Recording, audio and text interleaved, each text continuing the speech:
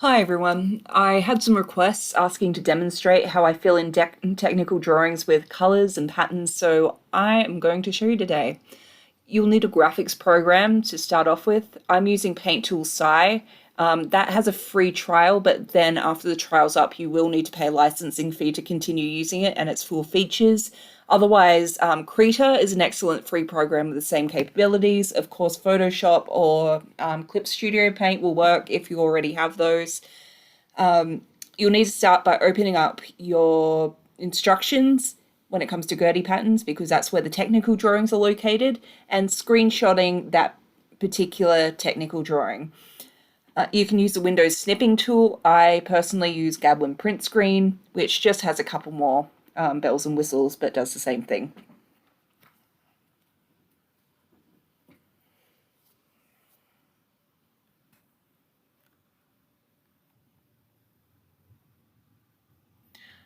Right, so once you've screenshot it, you'll need to open up a new canvas in your graphics program and paste in your snipped art. I've already done this ahead of time.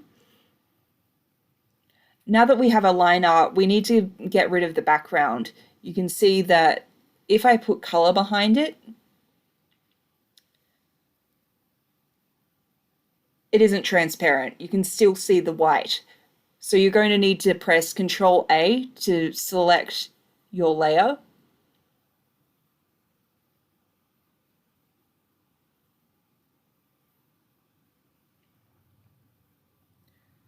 Go up to the Layers tab and click Convert Luminance to Opacity.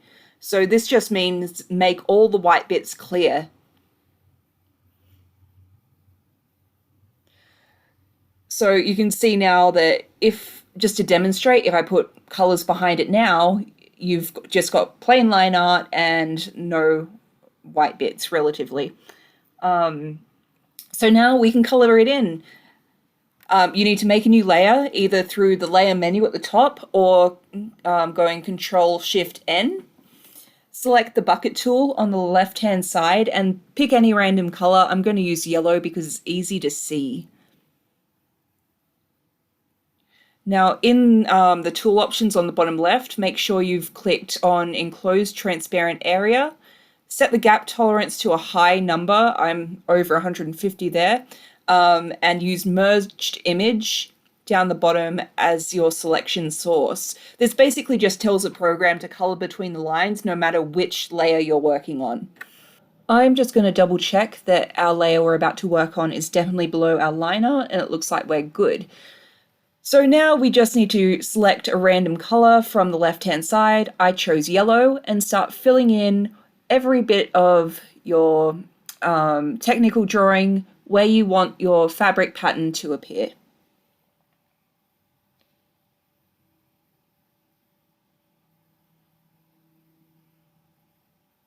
Now you can see that I left the collar and the sleeve band blank so that I can add a contrast. If you want to do that, now is the time to make a new layer again and just color in with whatever color you plan on contrasting with, the same way we filled in the yellow, except on a different layer.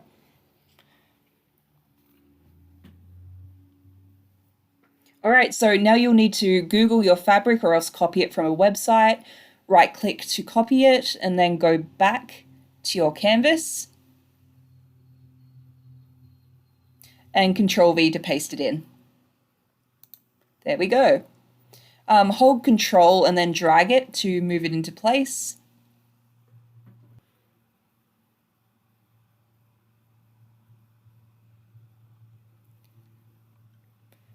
It's too big right now to accurately reflect how big the print should be on a dress, so we're going to resize it now through the transform function. So here you need to go Control T, hold Control to stop the print from warping, and then drag that bottom corner to make it smaller. Try your best just to guess the scale, and again press Enter when you're done resizing it.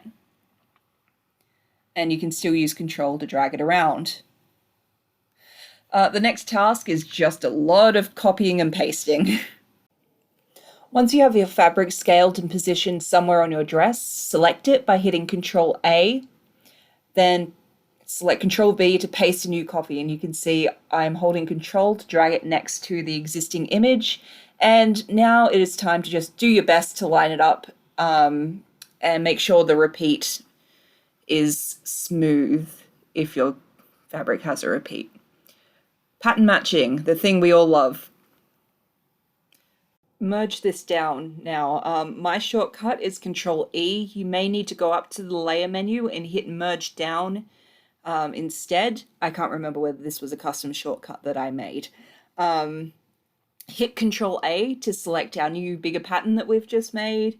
Control C to copy. Control V to paste.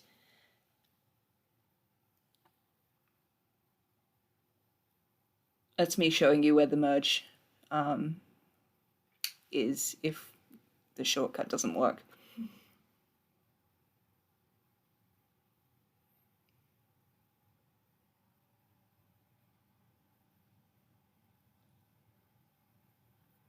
And there we go, there we've pasted it. Now again, hold down Control to move it around, and we're once again going to pattern match.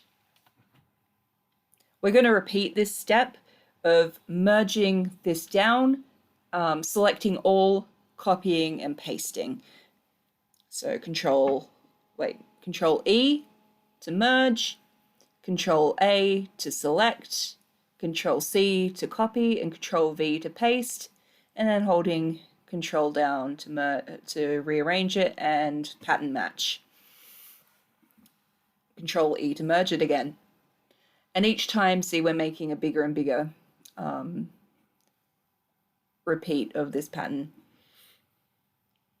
So I've gone Control V again, Control V again, and now all of the yellow bits are covered up, which is our goal. When I get this matched up again, we're going to hit Control E or merge down twice. And so your pattern should be on one layer now. All of the pink in my case should be a single layer. Our final step is clip to selection or clipping group. And now we have our final product. It's really not that hard if you're used to graphics programs. And even if you're not, it is just a lot of copying and pasting. To sum up, clipping group just means that you're telling the program to reference the area we colored in as yellow towards the beginning and only let subsequent layers on top of it show in that yellow area. I'm not sure whether I explained that right, but thank you for listening. I hope this helps at least a little bit. Yeah. See ya. So clip